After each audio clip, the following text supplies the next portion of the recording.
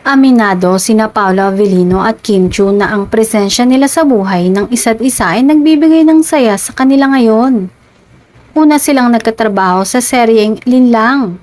Higit silang naging malapit sa isa't isa nang magkatambal sa serye ng What's Wrong with Secretary Kim, kung saan nabuo ang tambalang Kim Pao o Kim at Paolo. Pag-amin ni Paolo, happy ako na every time na kailangan ko ng kausap, pwede kong tawagan si Kim. Imbitahan kumain, magkape. Nang lumipad pala sila pa Amerika noon para sa series of shows, may mga larawan na ipinost si Paolo. Hindi ipinakita ang mukha ng kasama niya.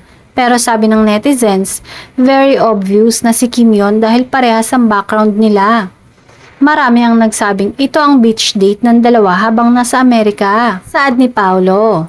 Actually, nagkataon lang na yun lang talaga yung mga pictures.